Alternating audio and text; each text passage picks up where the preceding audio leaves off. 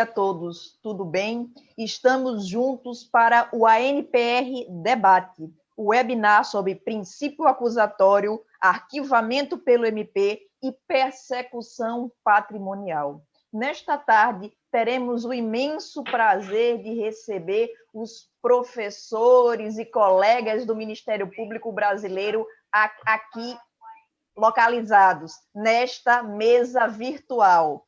Em primeiro lugar, cumprimento a todos na pessoa do professor René Duó de Souza, mestre em Direito e Políticas Públicas pela UniCeub, promotor de Mato Grosso, atualmente em exercício no Conselho Nacional do Ministério Público, na assessoria do Conselho Nacional do Ministério Público. Cumprimento também o professor Bruno Calabric, doutor pela UNB em Regulação e Tecnologia, mestre pela FDV em Direitos Fundamentais, querido colega procurador da República. Professor Guilherme Tavares, mestrando em Processo Penal na Universidade Católica de Brasília, professor da UFMT, também colega procurador da República em Barra das Garças, Mato Grosso. E meu querido colega e amigo Fernando Rocha, procurador da República em Natal, especialista em ciências criminais, e começaremos hoje a este debate muito interessante. Eu passo a palavra para que vocês façam os cumprimentos iniciais, em seguida estipularei os prazos e o horário para que cada um fale a respeito do seu tema. Sou René. Bom, pessoal, queria saudar a todos, dizer que é uma alegria participar desse tipo de iniciativa da ANPR, sem dúvida nenhuma, estar na presença desses colegas valorosos, doutor André, doutor Bruno, doutor Fernando, doutor Guilherme, é motivo de muita satisfação, muita alegria. O debate ele tem que ser feito, né, na nossa concepção de uma maneira franca, de uma maneira aberta, acessível para aqueles que gostam de obter uma atualização com esta informalidade que a tecnologia hoje nos permite, e um pouco imposta, é verdade, por conta da pandemia, mas isso tudo, sem dúvida nenhuma, serve para aproximar, e para aproximar essa discussão necessária do pacote anticrime, da lei anticrime, com a academia de maneira extremamente simplificada. E o tema que eu, por exemplo, vou abordar é um tema vítima de uma espécie de resistência inicial ao pacote anticrime, e eventos como esses são extremamente importantes justamente para esclarecer esses pontos, por que eu penso que a ANPR está de parabéns pela iniciativa, pela escolha do tema e, sem dúvida nenhuma, pela escolha dos colegas que hoje vão conversar aqui comigo sobre tudo isso. Gente, é uma alegria e uma satisfação estar aqui com vocês. Passa a palavra ao professor Fernando. É um prazer, saúdo todos os colegas que estão presentes. Esse será o último webinar, eu creio, da ANPR, e talvez seja o melhor, viu? Eu tenho certeza, com toda a humildade que nos cabe, esse vai ser, sem dúvida, o melhor webinar. Os temas são temas quentes e profundamente polêmicos, principalmente quando a gente vai tratar agora do sistema acusatório, que está sendo tão combalido pelo próprio Supremo Tribunal Federal, e um tema que o sistema brasileiro sempre deixou em segundo plano, que é a persecução patrimonial. Portanto, essa tarde vai ser muito rica, não só pela qualidade dos colegas que estão participando, mas também e principalmente pela importância desses temas que serão tratados aqui. Muito obrigado pelo convite, estamos à disposição. Pois não. Professor Guilherme, por gentileza. Boa tarde a todos. Também gostaria de agradecer o convite da ANPR e parabenizá-la pelos eventos que vêm sendo realizados, que estão chamando a comunidade acadêmica e todos aqueles que também operacionalizam o sistema de justiça penal ao debate, sobretudo nessas mudanças que vêm sendo realizadas pelo pacote anticrime, mudanças que vêm sendo implementadas por várias instituições. A ANPR tem traduzido isso em excelentes palestras. Eu agradeço ao espectador, a audiência que nós temos aqui ao vivo, e nós falaremos nessa tarde sobre um tema importantíssimo, talvez o maior desafio do Ministério Público Brasileiro pós-88, que é tratar sobre o arquivamento da investigação do fato penal. Isso daí, muito obrigado. Bruno, por favor. Meus cumprimentos a todos, eu agradeço à NPR pelo convite, participo do segundo webinário dessa série de webinários que a NPR promove, e como o colega Guilherme já mencionou, é uma iniciativa muito interessante, tem permitido debates muito, ainda que rápidos, bastante profundos e qualificados, como é qualificada essa mesa composta pelos colegas Fernando, Guilherme, Renê e André. Eu faço meus cumprimentos a vocês e a todos que nos ouvem hoje. Espero que tenhamos interessantes debates na tarde de hoje. Aproveitando, em tempos de currículos fake, que tanto acontecem pela internet, só uma retificação, André. Eu sou doutorando em Direito pela UNB, ainda não sou doutor. Me perdoe. Antes que alguém alerte que foi passado o currículo fake aí para o webinar, já fica a retificação. Diante Um abraço a todos. da aprovação, eu só fiz antecipar o status do porvir. Então, continuando nossos trabalhos, eu agradeço imensamente a presença de todos os colegas do Ministério Público Brasileiro aqui nesta tarde. Certamente teremos um debate de altíssimo nível. Eu estou pronta para fazer minhas anotações, aproveitar cada um dos instantes e dos, sem dúvida, importantíssimos aprendizados que nos serão passados nesta tarde. Agradeço a todos que estão assistindo à NPR pela realização desse evento tão importante, né, a oportunidade de nós discutirmos questões que são da ordem do dia, questões que vêm ao encontro da nossa necessidade de contínuo aprimoramento no exercício das nossas funções públicas. Assim, para aproveitar o muito que vocês têm a nos presentear de conhecimento, eu começo a ordem das apresentações do dia com o nosso querido professor Renê, que aqui se encontra, a quem concedo a palavra pelo prazo de 15 minutos, pedindo sinceras desculpas, porque creio que não disse corretamente o cargo que Vossa Excelência ocupa no CNMP. Então, peço, por favor, que esclareça a nossa audiência e a mim, principalmente, antes de adentrar no mérito da figura do agente disfarçado, que é o tema proposto por você nesta tarde aqui de discussões. Por favor, fique à vontade. Obrigado, Andréia. Obrigado, amigos. Na verdade, hoje eu estou no Conselho Nacional exercendo a assessoria, ou exercendo a função de membro auxiliar na Corregedoria Nacional, juntamente com o colega Rinaldo, juntamente com outros colegas aqui na Corregedoria Nacional.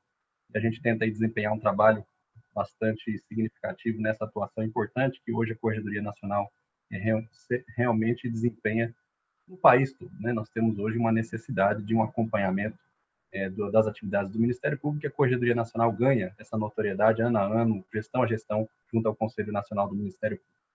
Bom, pessoal, o que eu vim aqui falar com o pessoal que foi convidado foi por razão do fato de eu ter escrito naquela publicação feita pelo Ministério Público Federal, de uma chamada de artigos sobre a lei anticrime. Eu escrevi um artigo juntamente com o colega Rogério Sanches Cunha, juntamente com a colega Caroline de Assis Silva, o colega Rogério Sanches, todos conhecem, promotor de justiça no Estado de São Paulo, e a doutora Caroline de Assis é uma advogada amiga minha, lá da minha cidade natal, de Presidente Prudente, interior de São Paulo. E nesta ocasião, nós escrevemos sobre o agente disfarçado, que era uma nova figura, ou foi uma nova figura inserida pela lei anticrime.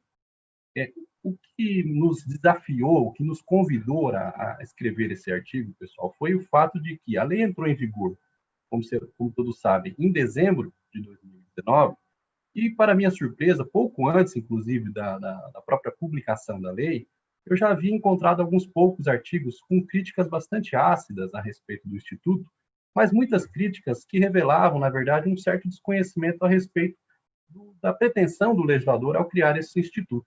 Isso me intrigou bastante, me levou a criar a demanda de escrevermos o artigo em conjunto, e aí nós escrevemos o artigo a 6 mãos, e ele acabou ganhando esse colorido que está aí na publicação do Ministério Público Federal. Para compreender o agente disfarçado, a gente precisa primeiro partir do seguinte ponto: ele está previsto em 3 dispositivos criados pela lei anticrime.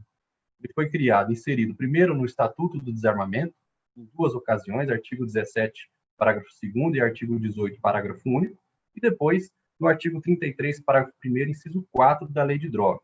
O que tem em comum nessas três disposições é justamente a criminalização do comportamento daquele sujeito que eventualmente vende ou entrega drogas ou armas, ou matéria-prima e outras munições e outros apetrechos relacionados à arma de fogo, para um agente policial disfarçado quando presentes elementos probatórios razoáveis da conduta criminal pré-existente.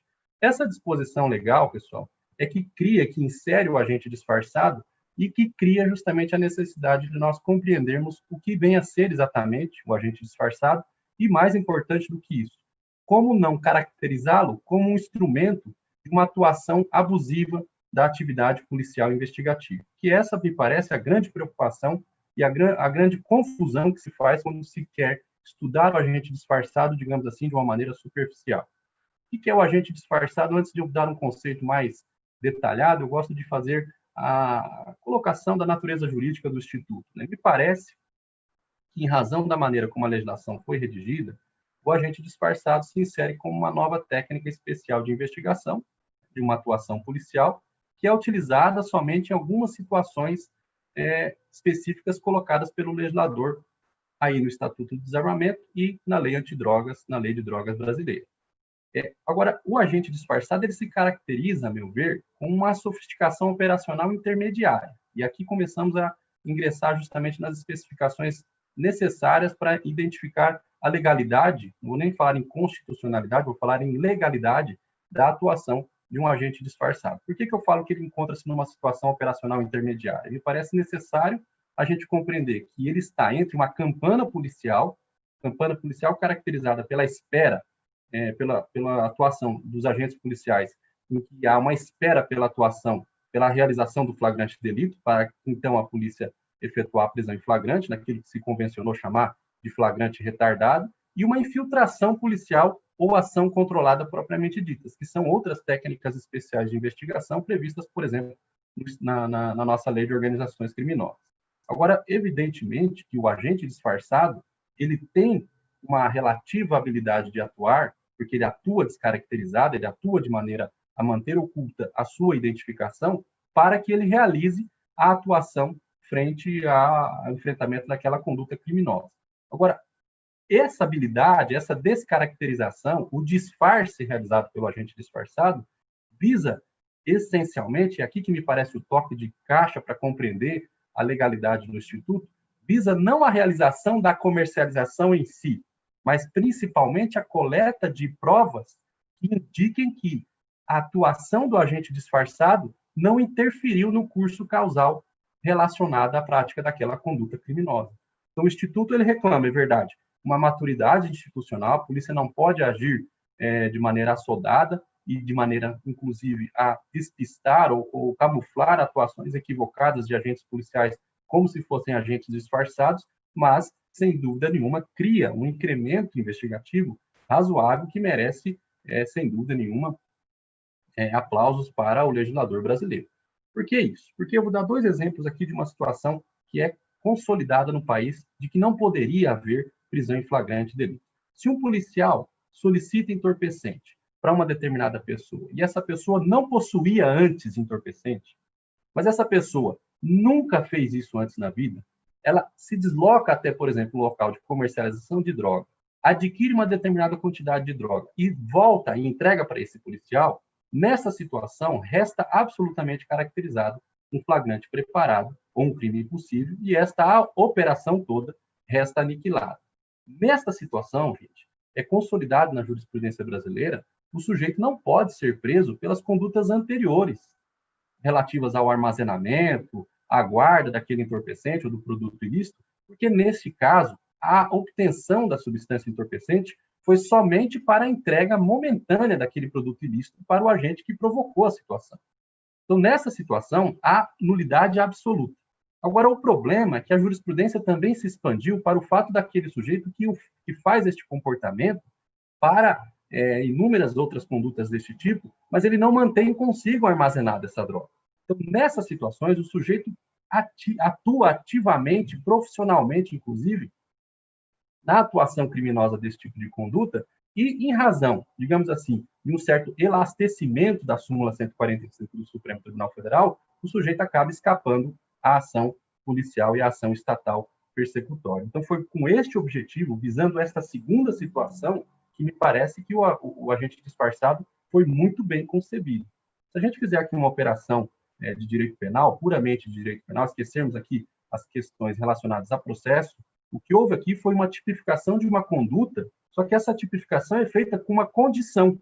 A condição é a coleta de informações acerca de atos preparatórios que indiquem que o sujeito já realizou a conduta criminal pré-existente. Isso é importante porque isso mostra que o agente disfarçado não justifica por si só operações policiais desastrosas, fora de um planejamento, fora de uma atuação concatenada no tempo, no espaço, e muito mais importante do que isso, o agente disfarçado não pode, evidentemente, ser utilizado como uma panaceia, como uma justificativa para efetuar prisões daqueles cidadãos que eventualmente comercializam droga de maneira absolutamente episódica.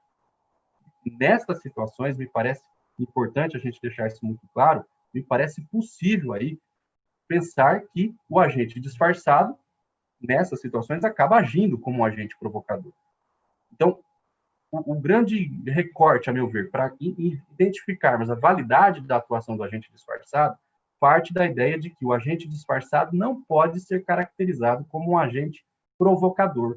O agente provocador é justamente esse, né, que provoca a atividade ilícita daquele cidadão, porque ele instiga, porque ele faz nascer a ideia, porque ele cria uma armadilha para que o cidadão pratique a atividade criminosa, e este comportamento do agente provocador, esse sim é capaz de ensejar a nulidade do auto de prisão em flagrante, por conta de um flagrante preparado, a caracterização de crime impossível e, eventualmente, até a responsabilização do agente policial que assim age pelo cometimento do crime de abuso de autoridade previsto hoje no artigo 9º da nova lei de abuso de autoridade.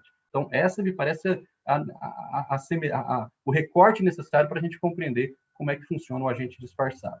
O agente disfarçado, previsto aqui na lei anticrime, tanto no Estatuto do Desarmamento quanto na lei de drogas, ele tem uma semelhança ontológica muito grande com o chamado agente encoberto, que está previsto nas legislações de Portugal e da Espanha, e que se notabiliza justamente por isso, por um trabalho de rotina investigativo, em que o policial, sem precisar, e aí uma outra distinção, já deixo aqui en passant uma outra distinção, sem precisar verdadeiramente infiltrar-se dentro de uma organização criminosa, mas dentro de um trabalho de rotina e concatenado, o agente disfarçado, ou naqueles países conhecido como agente encoberto, reúne informações suficientes para indicar que o sujeito realizaria a conduta criminosa com ou sem a participação neutra, diga-se de passagem, desse agente disfarçado. Então, o agente disfarçado serve como essa nova técnica de investigação. Se eu pudesse dar um destaque para a gente entender e compreender esses novos tipos penais que criaram o agente disfarçado, diria a vocês que é a segunda parte das disposições que o criaram, que é a condição normativa de que o agente disfarçado ele pressupõe a existência, o levantamento de informações relacionadas à conduta criminosa pré-existente. É esta conduta criminosa pré-existente que deve ser esclarecida pela atuação do agente disfarçado. Então, ao mesmo tempo em que o legislador fraciona no tempo o ato negocial da compra e a entrega de entorpecente, criminalizando esta conduta, ele condiciona esta criminalização ao levantamento de informações que só serão levantadas por conta do disfarce utilizado pelo agente disfarçado, e essas informações é que dão sustentação ao recorte típico feito pelo legislador.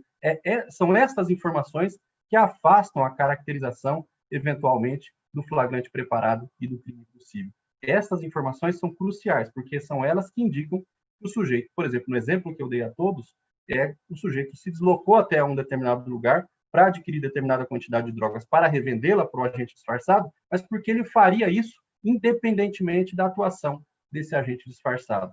É aqui, ou é por meio desse levantamento, que a gente consegue identificar justamente que a atuação do agente disfarçado se deu de forma neutra, de forma a não produzir a ideia de praticar o crime pelo agente que anda comercializando este produto ilícito. A atuação dele é neutra, porque quando a gente subtrai na cadeia causal de acontecimentos ou de prática de atos responsáveis pela prática do crime, a gente encontra uma operação que levaria à caracterização do crime independentemente da participação do agente disfarçado nessa cadeia causal criminosa. Ele praticaria a conduta ainda que em face ou mediante a participação de outra pessoa, e é por isso que esses relatórios com essas informações são tão cruciais. E aqui nós também temos que resgatar, por fim, uma última ideia.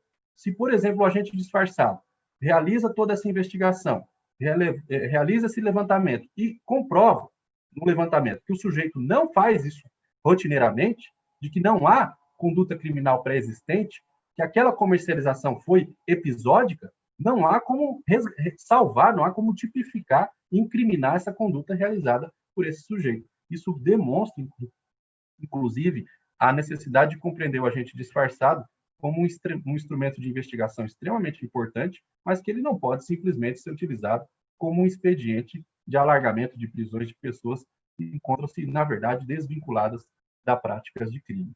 Eu acho que essa colocação toda inicial é importante, porque, olha só, recentemente, todos nós acompanhamos aí a edição dos enunciados, enunciados penais, deixa eu até pegar o nome direitinho aqui, enunciados editados pela Justiça Federal, né, pelo Conselho da Justiça Federal, na primeira jornada de processo penal, e o enunciado número 7, se os senhores tiverem a curiosidade de lerem depois, ele já procura criar uma dificuldade na compreensão do agente disfarçado, porque ele foi redigido da seguinte maneira: não fica caracterizado o crime do inciso 4 do parágrafo 1º do artigo 33, que é o agente disfarçado na lei de drogas, incluído pela lei anticrime, quando o policial disfarçado provoca, induz, estimula ou incita alguém a vender ou entregar drogas ou matéria-prima, insumo ou produtos químicos destinados à sua preparação, entre parênteses, flagrante preparado, sob pena de violação do artigo 17 do Código Penal e súmula 145 do Supremo Tribunal Federal.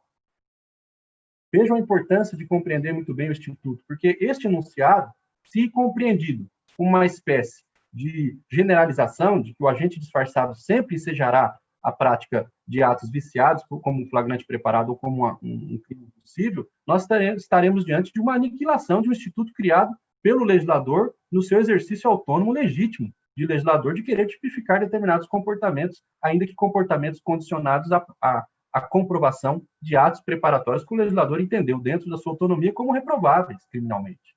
Então, o que me parece aqui necessário para interpretar esse enunciado é, realmente, se o agente disfarçado, nos elementos probatórios de conduta criminal pré-existente, não conseguir comprovar exatamente essa conduta criminal pré-existente, aí sim nós estaremos diante do que foi enunciado neste enunciado.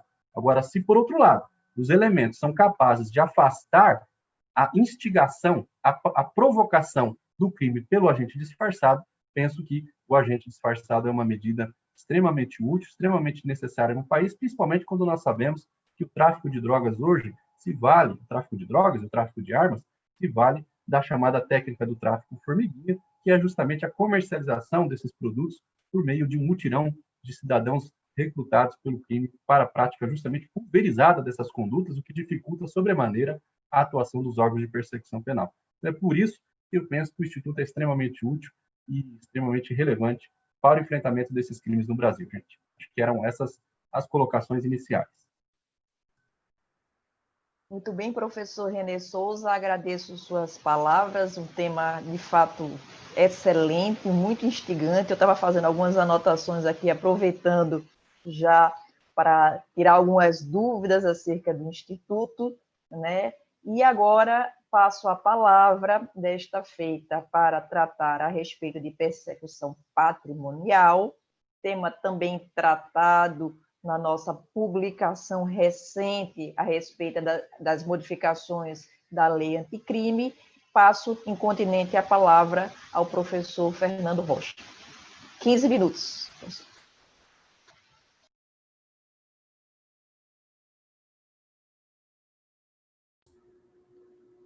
O áudio. Você está sem áudio. Seu microfone está pronto. Tá bom. Ok. André, muito obrigado pela palavra. Parabéns, professor. É um tema realmente profundamente instigante, que nos estimula a refletir e estudar mais. Eu queria, André, por favor, quando estiver próximo, faltando 5 minutos, você por favor, me informe, porque esse tema, persecução patrimonial, a mim é muito importante, principalmente porque o sistema penal brasileiro sempre deixou em segundo plano a persecução patrimonial. É impressionante que como poucas pessoas escrevem sobre o tema, e o próprio Ministério Público Federal, de certa forma, deixou em segundo plano essa importante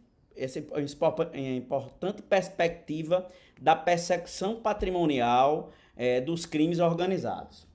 Eu fiz uma pequena pesquisa no CNJ. Nos últimos 20 anos, triplicou o número de presos no sistema prisional brasileiro. E esse aumento exponencial de prisão não teve como consequência necessária o arrefecimento da organização criminosa. Ao contrário, ao longo desses 20 anos, estamos vendo cada vez mais as organizações criminosas brasileiras muito mais sofisticadas e cada vez mais lucrativas.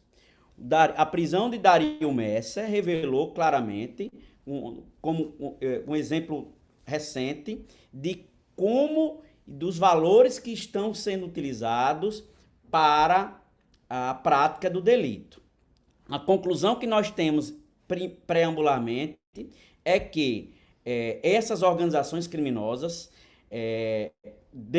fazem com que esses integrantes desses empreendimentos criminosos são profundamente fungíveis. Se você prende um, tem 100 para atuar no mesmo lugar, porque exatamente o núcleo, o cerne, a questão fundamental para neutralizar o empreendimento criminoso sempre foi deixado em segundo plano no sistema brasileiro, que é a persecução patrimonial.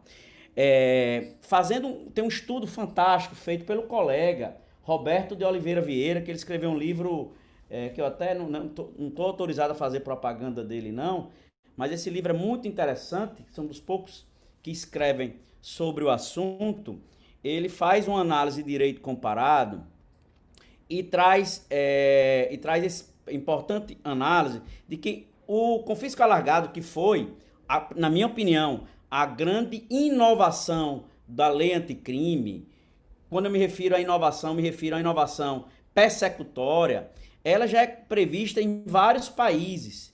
E, por exemplo, nós somos signatários de várias convenções internacionais que prevêem o confisco alargado.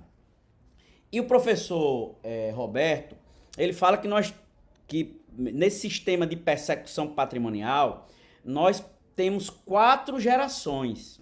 A primeira geração é essa que nós vivíamos até a introdução generalizada, universal do confisco alargado, que se trata da persecução patrimonial decorrente do instrumento do crime, ou seja, da apreensão do instrumento do crime, a denominada instrumenta celeris. Nesse mesmo pacote, nessa mesma geração, tem como objetivo também a persecução patrimonial dos bens decorrentes, produtos da prática delituosa, e chegamos a um segundo momento da geração de combate ao crime nessa perspectiva patrimonial, que estamos chegando agora no Brasil, que é a persecução patrimonial do confisco alargado. Evidentemente que já víamos no sistema penal brasileiro algumas legislações esparsas dando ênfase à persecução patrimonial, especialmente na lei de lavagem, na lei de combate ao tráfico de entorpecentes e até, de certa forma, na lei de crimes ambientais, quando permite, por exemplo, que o Estado juiz possa apreender instrumentos que causem danos ambientais, como, por exemplo, alguns veículos que são utilizados no transporte e até no transporte de madeiras, né? Que inclusive criou uma certa celeuma recentemente com o governo federal. Então, temos instrumentos hoje bastante fortes e eficientes, instrumentos penais fortes e eficientes para combater o crime organizado naquilo que tem de mais importante, que é essa perspectiva da persecução patrimonial. Mas nós não temos, querido Bruno, querido Renê, querida Andréa, nós não temos o hábito ainda, não temos a prática de fazer investigação no âmbito da persecução patrimonial. Somente em 2017 é que, com a resolução do CNMP, a resolução 181/2017, é que foi permitida a criação de um procedimento específico de persecução patrimonial. É importante que o Ministério Público passe a adotar como prática, é importante até que o GT Utilidade comece a pensar e refletir em rotinas para a investigação paralela do crime com a persecução patrimonial. Isso porque, com a introdução do confisco alargado, é possível, de forma inédita, que o Estado juiz, ele invada patrimônio, ele sequestre patrimônio, ele torne indisponível patrimônio, ele confisque patrimônio denominado patrimônio a descoberto. O que seria patrimônio a descoberto? Patrimônio a descoberto é aquele patrimônio que é incompatível com o rendimento daquele agente que praticou um crime considerado grave. E pela lei anticrime, e aí em descompasso com o projeto das 10 medidas de combate à corrupção, que previam tipos taxativos que poderiam ensejar a identificação de crimes graves, o legislador, agora, da lei anticrime, previu como possível considerar crime grave aquele delito cuja pena seja superior a 6 anos. Então é possível, a partir de agora, com o confisco alargado, de forma muito mais eficiente, que o Ministério Público, através de uma investigação persecutória patrimonial, possa conseguir o confisco de bens, de patrimônios, de ativos auridos, erigidos por um agente criminoso que seja incompatível com os rendimentos daquele agente criminoso. A discussão com relação ao confisco alargado aí, que a doutrina, alguns advogados já começam a escrever, de forma importante que esse debate seja trazido à baila, é de que haveria aí uma presunção inconstitucional e também haveria para alguns uma inversão do ônus da prova. E, na verdade, a lei deixa claro que compete ao Ministério Público, já na denúncia, daí a importância, cada vez mais, de que o Ministério Público faça, paralelo à investigação criminal, faça uma investigação de persecução patrimonial. Porque compete ao Ministério Público, por ocasião do oferecimento da denúncia, já trazer elementos fortes, acima de dúvida razoável, para revelar que a constituição daquele patrimônio, daquele agente envolvido em crime grave, considerado como tal, aquele cuja pena seja superior a 6 anos, ele foi edificado sem um lastro legal, que haja incompatibilidade.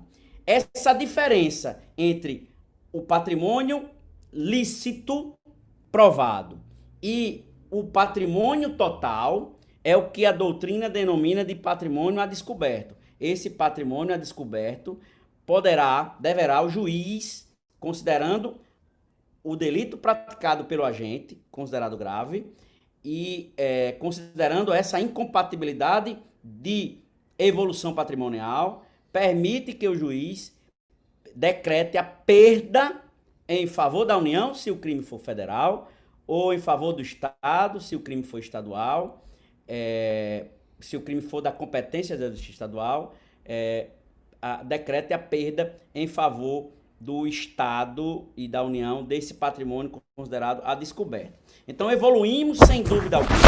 Nós evoluímos na legislação penal. Nós podemos hoje conseguir a perda em favor da União de instrumento da prática do crime, o denominado instrumenta celeris. Podemos conseguir a decretação de bens decorrente do proveito do crime, que é o denominado producta celeris, que já era previsto no Código Penal de 1940, ratificado na parte geral do Código de 1984, e evoluímos também para a persecução patrimonial em cima do denominado confisco por equiparação, que foi introduzido pela legislação anti-lavagem, que permite que o judiciário decrete a perda. Tem pouco tempo, né? Agora, o senhor tem 3 minutos. 3 minutos. Então, que permite, só para terminar, que permite que o Estado, que o judiciário, decrete a perda em favor da União ou do Estado de bens que, embora não identificados, não encontrados, mas que seja decorrente, que seja comprovado, que o Ministério Público tenha conseguido comprovar que aquele agente conseguiu obter um lucro ou causou algum prejuízo proporcional àqueles bens produzidos, o que a doutrina denomina de patrimônio de confisco por equiparação. E estamos agora chegando a um novo patamar, que aí é a importância de nós, do Ministério Público, com esse grande desafio que é de criar instrumentos cada vez mais eficientes de persecução patrimonial, porque tão importante quanto a persecução, o combate ao crime na perspectiva da pena privativa de liberdade, é fundamental que tenhamos essa finalidade, esse destino de tentar tutelar primordialmente o patrimônio nessa perspectiva da persecução patrimonial, principalmente agora que é possível se obter a decretação da perda em favor da União e do Estado de bens patrimoniais incompatíveis com o rendimento do agente que foi condenado por crime cuja pena seja superior a 6 anos. Evidentemente que tínhamos muita coisa para tratar aqui, 15 minutos é muito pouco. É importante também, só para terminar, deixar claro que, além dessas medidas definitivas, é fundamental que o Ministério Público, terminando já, André, nos meus 3 minutos restantes, que tenhamos a prática cada vez mais habitual de adotar medidas cautelares, assecuratórias, para poder, ao final do juízo, obter a perda e o confisco desses bens obtidos ilicitamente. Com isso, eu termino as minhas palavras iniciais, Andréa. Obrigada, Fernando. Foram realmente explanações excelentes aqui, tratando a respeito da persecução patrimonial, um olhar diretamente voltado para a nossa atividade, né, diária, nosso trabalho nos processos, nas investigações, nos feitos que nos demandam intervenção, que é muito mais uma busca de eficiência, uma busca de resultado, do que simplesmente uma atuação pro forma, uma atuação voltada a números, né? Essa perspectiva de uma atuação ministerial que seja, de fato, uma atuação eficiente. E essa nossa busca incessante, conheço bem seu trabalho e sei que assim você pauta, é o que diferencia e o que dá uma nota de excelência à atuação, principalmente nas causas criminais. Parabéns. E agora passo a palavra, desta feita, ao colega Guilherme Tavares, que vai tratar, por sua vez, da reforma no modelo do nosso processo penal a respeito do regramento do arquivamento. É isso, eu lhe concedo a palavra como mediadora do evento pelo prazo de 15 minutos. Se quiser que eu venha a informar faltando 3 minutos, assim o farei. Se não, fique à vontade para explanar e será um prazer ouvi-lo.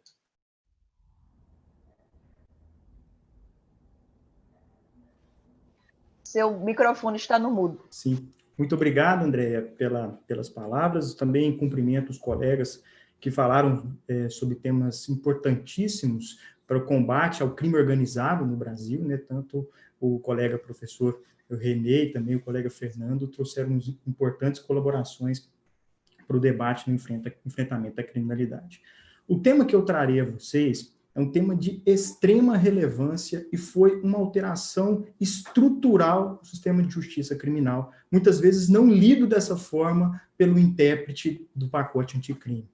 O arquivamento da investigação do fato penal, ela possui, a decisão de arquivamento possui uma posição geográfica importantíssima na formulação da política criminal, porque o Ministério Público, titular da ação penal, tem o olhar sobre a investigação feita pela polícia ou por qualquer outro espectro investigativo, e ao mesmo tempo tem outro olhar direcionado à persecução penal junto ao Poder Judiciário.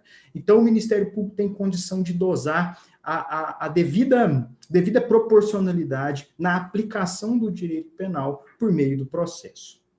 O processo penal moderno, ele convive com uma permanente equação matemática que deve ser tensionada pelo intérprete, seja prático, seja teórico. Qualquer instituto a ser lido no processo penal deve ser lido sobre essa lente. Qual lente? A permanente tensão entre a eficiência do instrumento de aplicação da pena e a proteção e fomento de garantias e direitos fundamentais. O processo penal plenamente eficiente, que desrespeita direitos fundamentais, não serve ao Estado Democrático de Direito. Também não serve ao Estado Democrático de Direito o sistema não eficiente, mas que protege em demasia direitos fundamentais, porque esse sistema causa a sensação de impunidade e não protege os bens jurídicos estampados na Constituição. Com essa premissa, com essa tensão, que nós vamos identificar pontos principais da mudança legislativa feita pelo legislador de 2019, ao tratar do arquivamento da investigação do fato penal. 3 são as mudanças principais no plano legislativo. Os efeitos práticos são imensos e intensos, eu também os explicarei. A primeira mudança estrutural é a retirada do poder judiciário do espectro decisório de arquivar. No modelo anterior, nós tínhamos um judiciário que era responsável por homologar os arquivamentos propostos pelo membro do Ministério Público. O Poder Judiciário atuava de forma a controlar a atuação ministerial, mas fazia isso não em definitivo, mas a sua decisão de não homologar, eventualmente, deveria ser submetida ou ao Procurador-Geral de Justiça, no caso do Ministério Público Estadual, ou às câmaras de coordenação e revisão, no caso do Ministério Público Federal. Nós tínhamos uma hipótese no sistema que o Poder Judiciário não decidia com definitividade, porque quem faz isso, no sistema anterior, seria o órgão revisional do Ministério Público. Essa foi a principal mudança do artigo 28, multicitado pela doutrina e pela jurisprudência. Nós criamos uma exceção ao princípio da inafastabilidade da jurisdição. No que tange ao arquivamento, nós temos que o Ministério Público decide de forma interna e sem a presença do Poder Judiciário. Essa foi a primeira mudança. A segunda mudança em decorrência dessa é que agora, no processo penal, nós temos uma maior participação da vítima na decisão de arquivar. Antes, não havia qualquer participação da vítima, que assistia o teatro processual investigativo e decisório do Ministério Público sem poder fazer qualquer tipo de intervenção.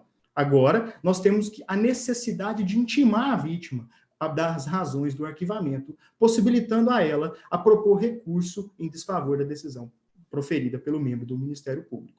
Além disso, uma terceira mudança no plano legislativo é a necessidade de cientificar a autoridade policial do resultado da opinião delicti. Isso é tão importante que faz o delegado de polícia, que conduz as investigações e inquéritos policiais, possa aprimorar as suas técnicas investigativas, já que aquele caso foi plenamente arquivado pelo membro do Ministério Público. Delimitado o tema, que me parece muito relevante, de fato, para o sistema de justiça penal, é importante ressaltar no plano estatístico como esse tema é relevante. E aqui eu trouxe uns dados extraídos do CNMP em números, né, Ministério Público em números, que foram catalogados em 2018, mas referem-se ao ano de 2017. Prestem atenção, no MP estadual, né, foram, na verdade, sobre a batuta do MP estadual, foram instaurados no Brasil, no ano de 2017, 1,5 milhão de inquéritos policiais por todas as polícias judiciárias civis dos estados brasileiros. Desses 1,5 milhão de inquéritos policiais, 700 mil foram arquivados. Isso quer dizer que nós temos uma taxa de arquivamento de 45%.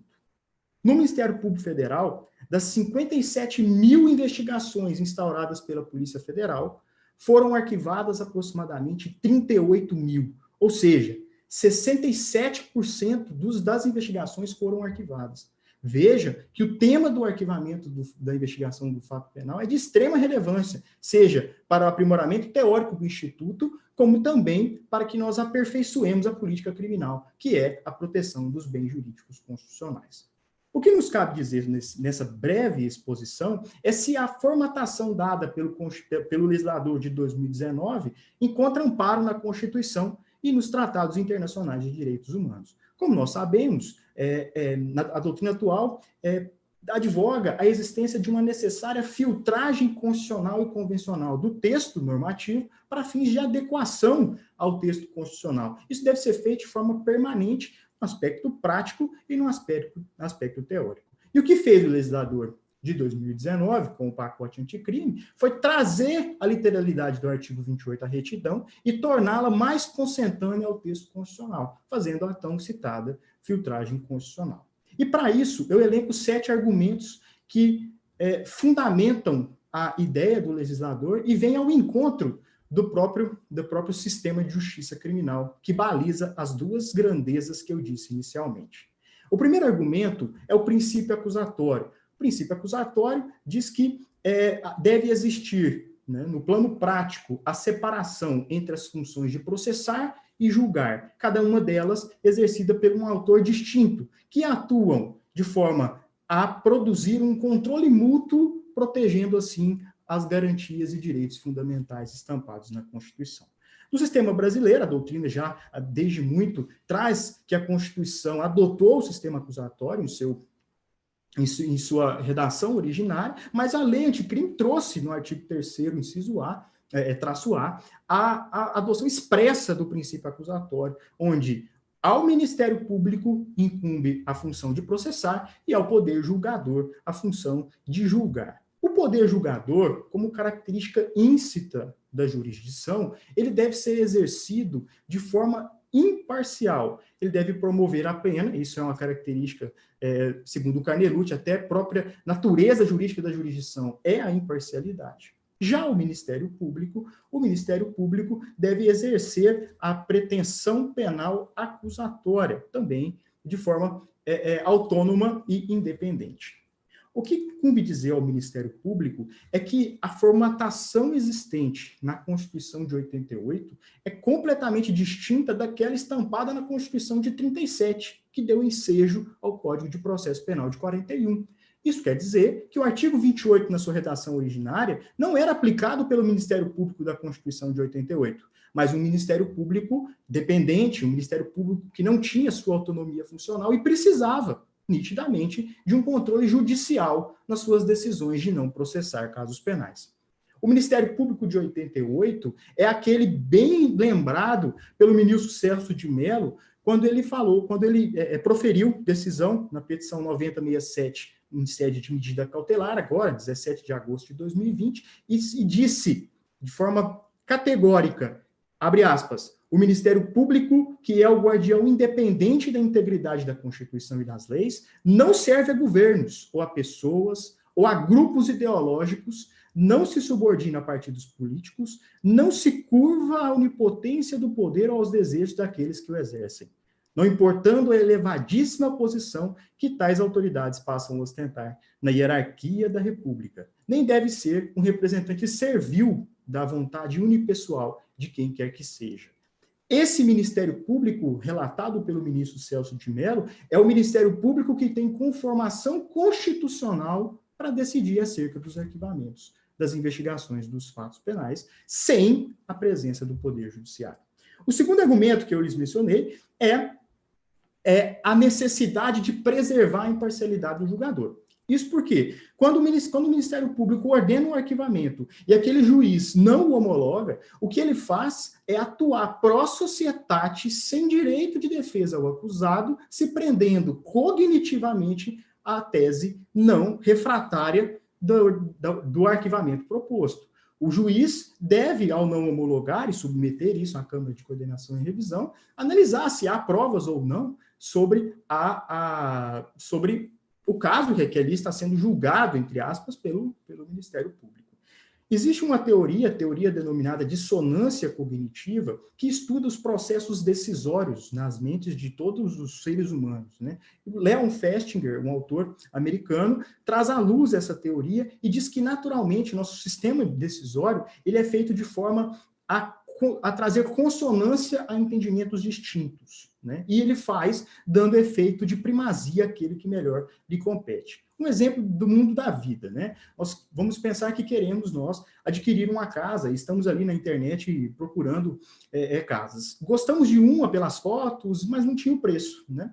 E logo contactamos o corretor, fizemos uma visita em loco, e lá esse corretor me apresentou a casa, gostamos muito, ou seja, reforçamos a ideia cognitiva inicial, mas esse corretor nos apresentou um preço muito alto que nós reputamos que não era aquilo que a casa valia, né? E, portanto, nós decidimos não comprar aquela casa. Veja bem, nesse breve exemplo do mundo da vida, nós começamos, após a decisão de não comprar, na nossa própria mente dizer, olha, diante dessa dissonância cognitiva, nós começamos a dizer, olha, mas a casa não era tão boa, o quarto era pequeno, não servia aos meus filhos, não tinha lugar para o cachorro, a gente começa a justificar uma decisão que inicialmente era uma decisão que era a melhor quando não sabíamos do preço. Isso é o mesmo processo cognitivo do juiz, que tem contato com a prova, em tese, condenando de forma sumária, porque não homologou aquele arquivamento, e depois, se a ação eventualmente for proposta, caso a Câmara,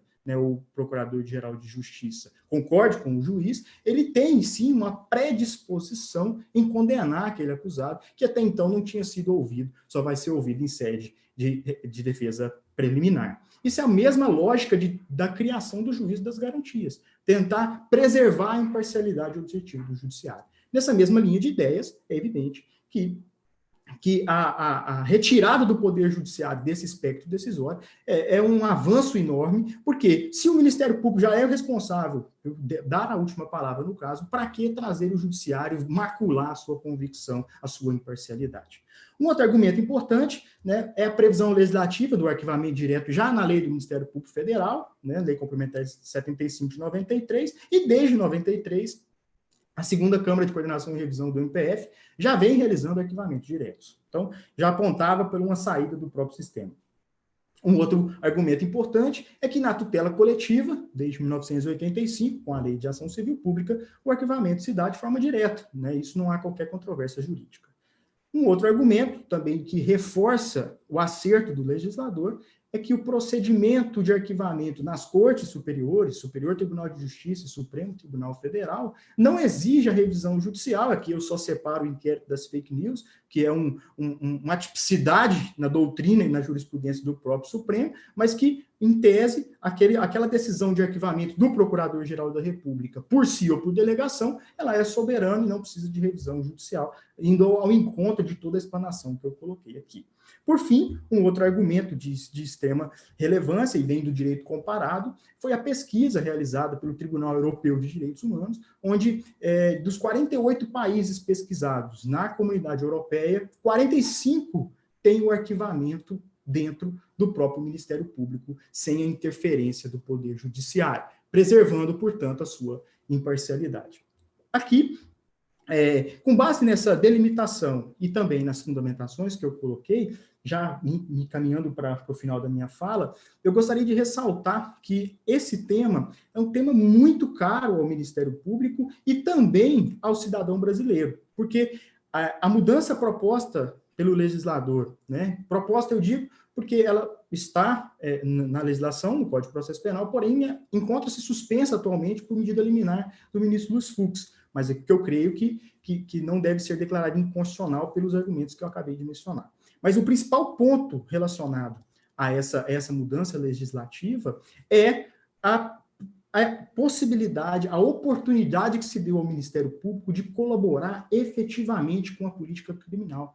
Porque agora, os órgãos de revisão ministerial, seja as câmaras de coordenação e revisão ou o Procurador-Geral de Justiça, terão um arcabouço estatístico e dados produzidos pelo próprio Ministério Público que possam fomentar critérios objetivos, prioridades para o emprego de recursos investigativos. Isso vai fazer com que, notadamente, se bem empregado, nós tenhamos mais efetividade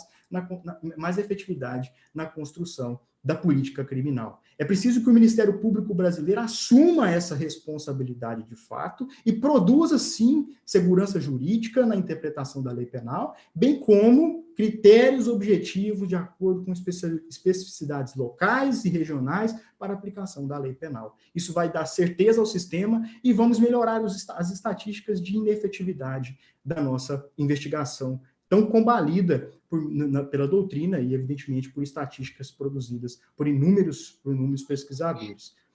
O que eu quero dizer, já para concluir, é que aquela ideia inicial da equação entre eficiência e promoção de direitos, ela é plenamente atendida pela mudança do legislador. Porque ao tempo que eu tenho eficiência na aplicação da lei penal, com a construção de critérios objetivos, eu também tenho a proteção de direitos fundamentais, porque eu não violo mais, não maculo mais a imparcialidade do poder julgador.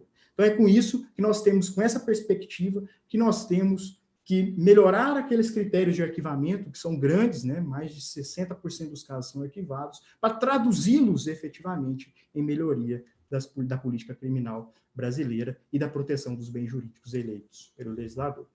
É isso aí. Muito obrigado e fico à disposição para perguntas. Guilherme, uma aula completa em 15 minutos, de fato robusta,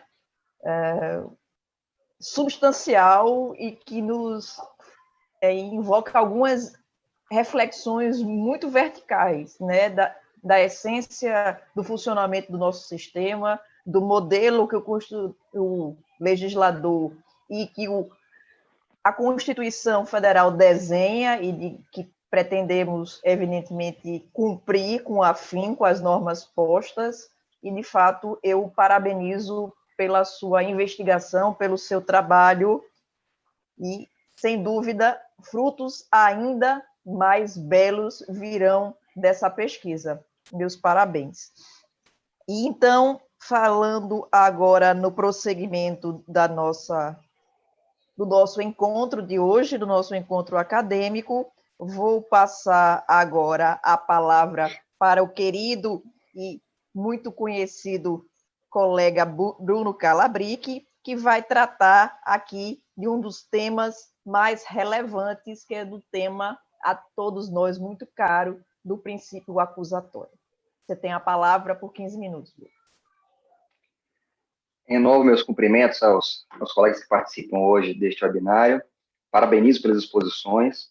E, de fato, ouvimos não só de Guilherme, mas também do Fernando e do Renê, aulas sobre os temas pelos quais foram convidados aqui. Bem, o tema que me traz aqui é um tema sobre o qual eu prometo não dar uma aula, porque é muito extenso, dadas as suas repercussões nos diversos temas que vêm sendo trabalhados ao longo de todos esses webinários da NPR. Só para você ter uma ideia, eu tenho uma aula de 4 horas só sobre princípio acusatório, e vou tentar falar aqui em 15 minutos, muito resumidamente do que hoje mais me aflige, certamente aflige diversos colegas, que são os retrocessos que nós estamos testemunhando no Brasil hoje a respeito do princípio acusatório. Uma coisa que eu percebo é que todo tema debatido hoje no Brasil e que inspira alguma polêmica acaba encontrando sua resposta para um ou para outro lado conforme a compreensão que tem o interlocutor da amplitude do princípio acusatório. Como é que compreende o interlocutor o princípio acusatório no Brasil? Ele é maior ou menor? Ele é mais amplo ou mais fraco? Ele tem mais força ou menos força? A depender da resposta a essa pergunta inicial, virá a resposta à polêmica que se tem em debate. E o que eu percebo, como eu disse, é que todos os temas hoje do processo penal que mais inspiram polêmicas, tanto na academia quanto nos tribunais, dizem respeito antes a uma compreensão do que seja o princípio acusatório. Um exemplo que a gente acabou de ouvir diz respeito ao arquivamento da investigação, do inquérito policial, da investigação criminal pelo Ministério Público ou qualquer investigação criminal. A depender da sua compreensão sobre a amplitude do princípio acusatório, a sua resposta à constitucionalidade dessa inovação no CPP vai ser uma ou outra. E um ponto que eu gostaria de resgatar a partir da exposição do Guilherme é que, a rigor, nós temos, pelo menos em boa medida, um consenso sobre o papel do juiz no processo penal. Os livros de processo penal, os autores que escrevem com mais público sobre o tema, tendem a assimilar como verdadeira premissa de que o Brasil adotou em sua Constituição o sistema acusatório, que é marcado pelo princípio acusatório. O problema é que, infelizmente, essa convicção acaba sendo flexibilizada a depender da situação concreta que é trazida a debate. Infelizmente, nós estamos vendo, tanto nos tribunais quanto na doutrina, uma imprevisibilidade que não é nem um pouco desejada no mundo do direito. E vou fazer uma exposição bastante breve sobre o que é o princípio acusatório, para, no final, trazer 3 exemplos desse problema, dessa indefinição, dessa inquietude, fruto das polêmicas mal resolvidas, fundadas numa compreensão equivocada ou enviesada do princípio acusatório, que, segundo alguns, pode ser flexibilizada a depender das circunstâncias do caso concreto. Mas eu começo dizendo que o princípio acusatório não se confunde com o sistema acusatório. O sistema é, por assim dizer, um conjunto de regras, o sistema jurídico é um conjunto de regras e princípios, portanto, o princípio é apenas um elemento desse sistema. Mas, no caso do sistema acusatório, ou modelo acusatório, as expressões são usadas como sinônimos, o elemento princípio acusatório é aquilo que o distingue dos demais sistemas correlatos, notadamente o sistema inquisitivo e, para alguns, se é que existe, o sistema misto. Na verdade, eu não concordo com esse entendimento de que existe um terceiro sistema, mas admitamos apenas para fins didáticos. O princípio acusatório, como elemento marcante do sistema acusatório, é compreendido pela distribuição das funções no processo, pela previsão de 3 figuras distintas no processo, aos quais são conferidos poderes ou funções distintas no processo. Não basta somente prever sujeitos distintos. O que importa, de fato, é que as funções do processo sejam distribuídas a esses sujeitos distintos. Porque se eu apenas, pela norma, estabelecer que há sujeitos distintos, mas, na prática, um desses sujeitos reunir em si todas as funções, eu não terei propriamente um sistema acusatório. Outro ponto que vale a pena mencionar ainda nesse introito é que não existe, a rigor, no mundo dos fatos, um sistema que seja puramente acusatório ou puramente inquisitivo. Na verdade, o sistema é um modelo, um parâmetro ideal, aos quais os ordenamentos jurídicos positivados se aproximam mais ou menos. Se pode afirmar que um sistema é acusatório conforme, o sistema jurídico tal é acusatório conforme suas características mais se aproximem de um modelo ideal acusatório. Mas não existe, por assim dizer, um sistema que seja completamente puro, que seja completamente infenso a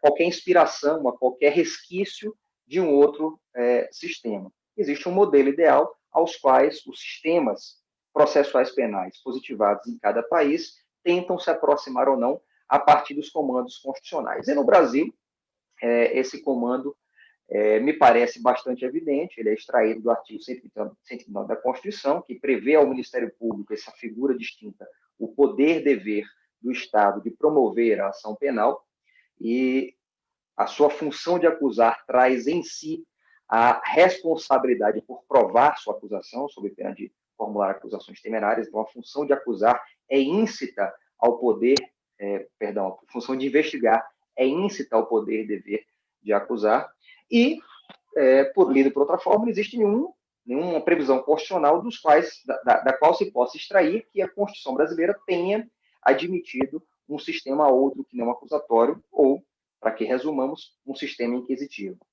Então, a nossa Constituição prevê isso a partir do artigo 129, não só esse, mas é o principal artigo.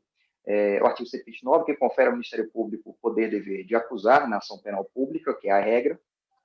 Não há uma previsão que autorize a interpretação de que tenhamos admitido no nosso sistema um princípio diverso, um princípio inquisitivo. Além disso, recentemente, na recém-entrada em vigor da lei anticrime, tivemos a previsão expressa na legislação infraconstitucional, na lei, no caso, no Código de Processo Penal, de que temos o nosso modelo processual penal, o modelo acusatório, mas, como todos sabemos, esse dispositivo foi suspenso pelo ministro dos Fux, em liminar nas 4 ADIs ajuizadas por diversos entes, e a liminar foi proferida em janeiro deste ano. Então, esse dispositivo foi suspenso, mas isso não muda o que a nossa Constituição prevê, e toda a hermenêutica construída pelo próprio STF, inclusive, de que nós temos no Brasil, sim, um modelo que quer se afirmar acusatório. Então, as características principais desse modelo, a característica central é a separação de funções, distribuição de funções em sujeitos distintos. Nesse modelo, nesse sistema, o acusado é sujeito de direitos. Ao acusador compete não somente apresentar a acusação, mas também provar, é sua responsabilidade provar. E dentro desse sistema, vigem outros princípios, como inércia da jurisdição, como o princípio da imparcialidade, o princípio do contraditório, da igualdade entre as partes, da publicidade dos atos e a oralidade. Há diversos outros princípios, mas eu vou passar rapidamente, fiz um roteirinho aqui para seguir, mas como o tempo é curto, eu vou passar mais rápido. O princípio que se opõe a esse, como modelo, é o princípio inquisitivo, que marca o sistema inquisitivo. E nesse sistema, há a reunião num único sujeito das funções de acusar, defender e julgar. O juiz inquisidor reúne em si as 3 funções. Nesse sistema, o acusado, até porque não é sujeito do processo, não é titular de direitos, ele é objeto do processo. Não havendo partes, não há direitos às partes, nem ao acusado, que não é parte, não figura como um sujeito do processo. Dentro desse sistema inquisitivo, marcado pelo princípio inquisitivo, temos também os princípios da sigilosidade do sigilo, da tarifação das provas, da escrituração, e de características que podem ser mencionadas são a da iniciativa de ofício, ampla liberdade do juiz para a produção de provas, da linearidade da relação juiz e réu, e por aí vai. Além desse, é o sistema misto, que alguns afirmam que, e eu concordo, não existe, na verdade, existe apenas a variação do sistema acusatório do inquisitivo, com preponderância de um princípio ou outro, nesse modelo, mas alguns defendem que existe esse modelo misto, então vale o registro, no qual há uma fase inicial conduzida por um juiz inquisidor, que tem poderes próprios de uma autoridade que reúne em si as 3 funções, e uma segunda fase em que há a distribuição das funções. Mas o fato é que o Brasil, até porque, repito, afirmado diversas vezes pelo STF em alguns julgamentos, eu anotei aqui, posso mencionar depois, nós adotamos um sistema acusatório, baseado no princípio acusatório. E isso é muito importante, isso é muito salutar. Por quê? Porque o princípio acusatório é o único que permite, dessas duas alternativas, é o único que permite o exercício do poder pelo Estado de forma democrática. O sistema acusatório é o único que se harmoniza com o Estado democrático de direito, porque é o único em que o sujeito da decisão do Estado é chamado a participar da formação dessa decisão, diferentemente de um sistema inquisitivo. Além disso, um sistema acusatório permite que se alcance a eficiência do processo em sentido dúplice garantista, sentido de proteção de direitos fundamentais, até porque no sentido inquisitivo, a rigor, não há direitos fundamentais para o acusado, que não há sujeito nesse processo, é mero objeto. Então, o sistema acusatório é aquele que permite a proteção de direitos fundamentais do acusado, de um lado, e de outro, que permite a eficiência da persecução penal do ponto de vista da justa punição de quem cometeu um crime. E isso é alcançado como? Pela estrutura dialética do processo. Quando as partes são chamadas a intervir na formação da decisão do Estado, é permitida a participação, claro, de cada uma delas, de uma forma dialética, na forma de acusação e resposta, de afirmação e contradição, prova e contraprova. E essa é a melhor forma de se alcançar a verdade no processo, a verdade real ou a verdade possível no processo. Então, o sistema acusatório é o único que permite que se alcance a eficiência em sentido garantista e, por isso mesmo, é o único que se coaduna, o único que se harmoniza com o Estado democrático de direito. O grande problema do sistema inquisitivo é que não é bem pela sua eficiência do ponto de vista do resultado da produção probatória. Na verdade, ao reunir em si as funções de acusar e defender, e julgar também, o juiz pode produzir provas sem intervenção de ninguém e, em tese, poderia ser muito eficiente nessa tarefa. O grande problema da reunião das funções é que, nesse sistema inquisitivo, aquele que pratica o ato é um juiz de si mesmo. Aquele que pratica o ato será o mesmo que aferirá a legalidade desse ato. Ou seja, é um poder sem controle. É um poder em que não há um terceiro que possa dizer aqui houve excesso, aqui houve abuso, aqui há uma correção a ser feita. É um poder que se volta a si mesmo, que reúne em si todas as funções, inclusive a de controlar a legalidade dos próprios atos. Esse o principal defeito de um sistema inquisitivo. O princípio acusatório é um alicerce garantista. Já mencionei aqui a palavra garantismo algumas vezes, mas apenas para não deixar de mencionar, o princípio acusatório é o primeiro princípio processual penal dentro daqueles axiomas fundamentais de Ferraioli, dos quais derivam vários outros teoremas e axiomas subsequentes. O axioma 8, não há juízo sem acusação. Esse é o primeiro princípio processual penal, o primeiro axioma dentro do sistema garantista ideal de Ferraioli, e é exatamente tratando do sistema acusatório, porque é exatamente o princípio fundante do modelo acusatório. Na verdade, como eu mencionei no início, infelizmente o princípio acusatório e o sistema acusatório que ele integra, infelizmente passa por uma crise no Brasil. E nós testemunhamos dia a dia mais e mais retrocessos no que diz respeito à compreensão desse princípio. E eu trouxe aqui, apenas para essas anotações breves, 3 sintomas dessa má compreensão do princípio acusatório. O primeiro que eu menciono aqui, até porque é um tema que eu venho estudando há muito tempo, é o tema da investigação pelo Ministério Público. Esse tema, na verdade, já foi debatido por quase 2 décadas no Supremo Tribunal Federal. Nós tivemos uma decisão em 2015, no RE 593-727, decisão bastante clara, bastante firme. Além disso, antes até, nós tivemos a PEC 37, que foi rejeitada, a PEC que queria estabelecer em nossa Constituição a exclusividade da função de investigar à polícia. Mas o fato é que, apesar de rejeitar essa PEC em 2013, e apesar de julgado pelo STF, o RE 593727 de 2015, com repercussão geral, hoje, novamente, nós nos vemos às voltas com esse debate. Como assim? Foi decidido isso? Foi decidido isso. Vou me poupar de ler aqui a tese que foi fixada pelo STF, todos já conhecem. Eu apenas trago a notícia que foi divulgada na semana passada, de que foi iniciado no STF o julgamento de uma ADI movida por uma associação de policiais, e esse caso estava em julgamento pelo plenário virtual, com 4 votos a 2 a favor da investigação pelo Ministério Público, na verdade confirmando que já foi decidido em 2015, quando o julgamento foi interrompido pelo pedido de vista do ministro Gilmar Mendes. Era uma questão para ser decidida de forma muito singela.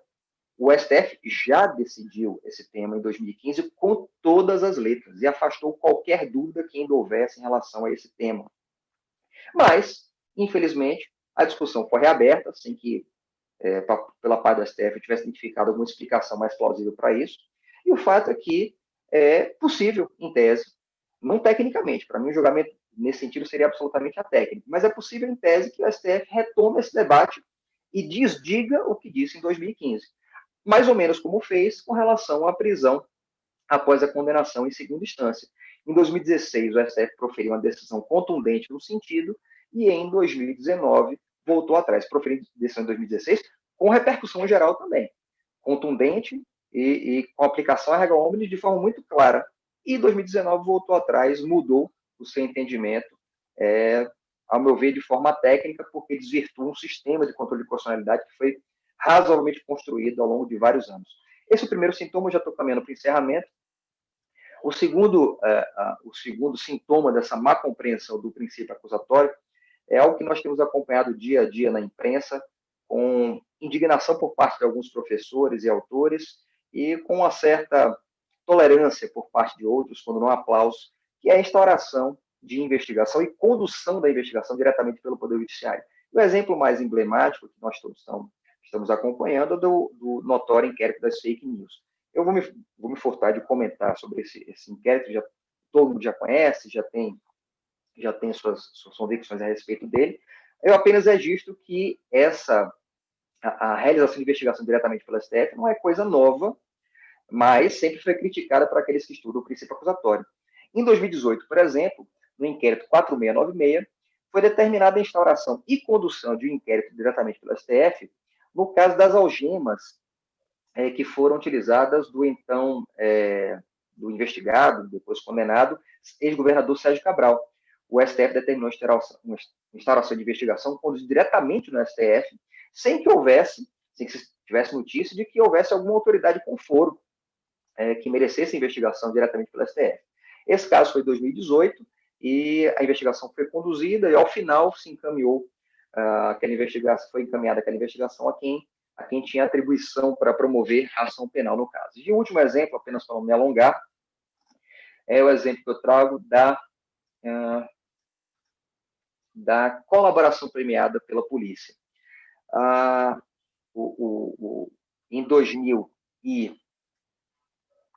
Em 2018, o STF afirmou que delegados de polícia podem também firmar acordo de colaboração premiada, julgando um ADI 5528, e, portanto, afirmando a constitucionalidade da Lei 12.850 de 2013. Contra isso, diversos autores, diversos professores de processo penal teceram diversas críticas, mas o fato é que a STF decidiu isso. O delegado de polícia pode firmar acordo de colaboração premiada. A nosso ver, era uma franca violação ao princípio acusatório. O problema é que, agora, em 2020, já estão sendo ouvidas vozes que têm reverberação na imprensa, de que esse entendimento do STF pode ser revisto. E um dos motes para a revisão desse entendimento é um caso também bastante emblemático, que é a colaboração do investigado e condenado hoje, Antônio Palocci.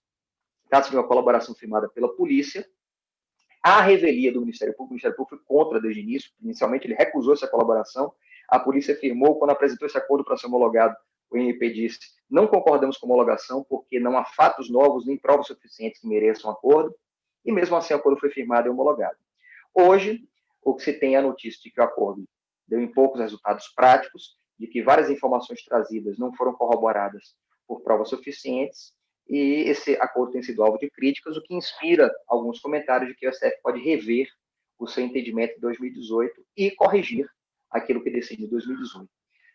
São apenas 3 sintomas exemplificativos de que uma má compreensão do sistema acusatório leva a essas marchas e contramarchas. Essa compreensão, às vezes, casuística da amplitude do sistema acusatório, leva a essas incorreções que, mais lá na frente, acabam voltando à pauta do Supremo e dos demais tribunais do Brasil. Mas eu já me alonguei, já passei do meu tempo, agradeço a todos pela paciência e continuo à disposição para os debates e perguntas que vão se seguir. Muito obrigado. Muito obrigada, Bruno. É sempre um prazer ouvi-lo. Pena que, de fato, o formato do encontro apenas permita que vocês façam breves anotações ou breves análises acerca de temas tão relevantes. Então, se vocês me permitem finalizar da primeira rodada da apresentação dos conteúdos, eu gostaria de pedir licença para fazer algumas perguntas aos nossos palestrantes, e aqui vou adotar a ordem que foi utilizada por mim para a explanação, né? Começando com o professor René Souza. Professor, existe alguma diferença no nosso sistema processual penal entre a figura do agente encoberto e a figura do agente disfarçado, ou nós temos aqui uma mera utilização de expressões diferentes para tratar do mesmo instituto jurídico? Perfeito, Andréia. Olha, pessoal, eu vejo que o agente encoberto está previsto com essa nomenclatura na legislação portuguesa e na legislação espanhola. E ele tem justamente um local de atuação, uma previsão normativa muito semelhante à do agente disfarçado. Isso porque ambos dispensam a necessidade de uma autorização judicial para eles atuarem, tanto o agente encoberto quanto o agente disfarçado. Então, no artigo, até sustento isso, o agente disfarçado do Brasil equivale a essa figura prevista nessa legislação estrangeira, que procura justamente permitir que o agente policial ele reúna informações a respeito da prática reiterada ou até profissional de determinadas atividades criminosas por um determinado agente, mas sem a necessidade de se inserir, de se infiltrar verdadeiramente nesta organização criminosa. E aqui me parece o traço distintivo, extremamente importante de ser ressaltado, do agente disfarçado para o agente infiltrado. O agente infiltrado é o funcionário da polícia que oculta sua identidade e também se insere no âmago de uma organização criminosa para obter informações necessárias para o desmantelamento dessa organização criminosa. Agora, é claro, isso é importante de sempre deixar bastante ressaltado. Tanto o agente disfarçado quanto o agente infiltrado não podem, evidentemente, agir como agente provocador. Nenhum dos dois institutos autoriza que o agente policial, o agente ligado à segurança pública, estimule, crie a ideia na prática da infração penal. Esta ideia ela tem que ser pré-existente do grupo criminoso. O que ambos fazem é justamente a apreensão e a obtenção dessas informações a respeito das atividades deste grupo criminoso. O traço distintivo que talvez seja importante todos terem em conta é que o agente infiltrado ele depende de autorização judicial por conta da invasividade da atuação desse agente, já que ele atua, já que ele obtém informações muitas vezes relacionadas à própria atividade da vida privada ou até da intimidade desses outros criminosos que se encontram no seio dessa organização criminosa, e é isso que justifica a autorização ou a necessidade de uma autorização judicial para a atuação de um agente infiltrado, o que não é necessariamente exigido por agente disfarçado, porque, como eu disse, o agente disfarçado não se insere verdadeiramente no âmago, no meio, nas entranhas de uma organização criminosa. Ele simplesmente obtém essas informações por uma espécie de acompanhamento. Esse acompanhamento pode ser feito de perto, mas ele não tem a necessidade de, por exemplo, realmente se postar como um agente integrante daquela organização criminosa.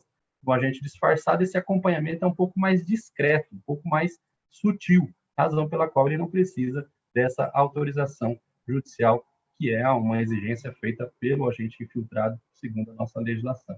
Esse dado é importante, André, porque sobre a constitucionalidade do agente disfarçado, é importante a gente ressaltar o seguinte: porque ele não depende da autorização judicial. Primeiro, porque a autorização judicial ela só é necessária para os atos investigativos justamente quando ela acessa atos relacionados à vida privada ou à intimidade do determinado detento, do investigado, né? Essa a relação que a gente extrai do artigo 5º, inciso 10, 11 e 12 da Constituição Federal. É necessário que o resguardo à vida íntima ou à vida privada dos presos só pode ser excepcionado mediante autorização judicial, e é isso que justifica para o agente infiltrado essa autorização judicial. E, como eu disse, o agente disfarçado não tem essa necessidade porque ele não age com esse aprofundamento investigativo sobre a vida privada dos investigados. Então, me parece uma informação relevante de passar para os colegas entenderem justamente o papel do agente disfarçado e, eventualmente, a sua constitucionalidade. Eu agradeço, professor Renê. Fernando, com relação à temática da persecução patrimonial, como é possível ao Ministério Público aquilatar a importância, o vulto do patrimônio a descoberto? Exatamente como você mencionou, uma das exigências da novo regramento é de que haja menção expressa da denúncia do quanto indicado como não justificado, até para se oportunizar ao réu que venha a se defender acerca da existência de valores e da quantidade imputada como sem fonte lícita definida. Como é que o Ministério Público conseguiria, neste momento inicial da persecução penal em juízo, já indicar o valor que seria, em tese, obtido de maneira não justificada? É interessante, André, isso porque sua pergunta é fundamental, como tínhamos só 15 minutos para tratar, e essa é uma grande distinção do confisco alargado para as demais hipóteses de perdas de bem. Porque, ao contrário das demais perdas, que são decorrência da sentença penal condenatória, o confisco alargado é fundamental que o Ministério Público, por ocasião do oferecimento da denúncia, informe, identifique qual é o patrimônio a descoberto, ou seja, é uma análise profundamente contábil. Daí porque é fundamental que, paralelo à investigação do crime, é fundamental que se faça um trabalho de investigação patrimonial de tal forma que se identifique se aquele patrimônio total, a evolução do patrimônio do agente, ele é compatível ou não com o seu rendimento. Portanto, na denúncia é fundamental que se descreva qual é, por isso que será importante que tenhamos o hábito cada vez maior e que o judiciário tenha uma sensibilidade também maior. Porque é fundamental que, para se identificar a persecução patrimonial, é fundamental que cada vez mais tenhamos quebra de sigilo bancário, quebra de sigilo fiscal e, principalmente, trabalhar também com o COAF, né? Que não é mais COAF agora, é o IFE. Então, é fundamental que tenhamos esse trabalho, essa concatenação de investigação da evolução patrimonial. Por ocasião da denúncia, temos que descrever, criar um capítulo à parte de que, ao longo de tantos anos, o agente edificou um patrimônio de, por exemplo, equivalente a 2 milhões de reais, que quando na realidade ele, pelas declarações de imposto de renda, somente poderia ter um patrimônio, no máximo, no valor justificado, no máximo, no valor de 300 mil reais. Então, essa diferença entre o patrimônio que está no nome dele ou de terceiras pessoas, é importante deixar claro que a lei permite que esse patrimônio seja essa sentença, ela incida sobre patrimônio de terceiras pessoas que esteja se vindo como laranja, é possível que a gente identifique isso. Então, é fundamental que tenhamos uma investigação específica patrimonial para identificar essa incompatibilidade patrimonial desse agente ou de terceiras pessoas com quem ele conviva. O professor, inclusive, Alexandre Moraes Rosa, escreveu um texto recentemente com o qual, cujo a conclusão eu não concordo, que ele informa que quando há patrimônio em nome de terceiros, o Ministério Público teria que citar essas terceiras pessoas a participar do processo criminal. E é interessante notar que a possibilidade de constrição de bens em nome de terceiro é previsto no Código de Processo Penal desde 1941, quando existe um instrumento próprio de terceiros que tiveram bens obtidos de boa-fé, eles podem utilizar um instrumento hábil, previsto expressamente, que são os embargos de terceiros, previsto expressamente no Código de Processo Penal. Portanto, tentando resumir e chegar à conclusão da sua indagação, temos que o Ministério Público tem um ônus, tem a carga probatória de, por ocasião da denúncia, informar, depois de uma investigação muito bem elaborada patrimonial, e informar qual é a incompatibilidade. Esse ônus é nosso, esse ônus é do Ministério Público.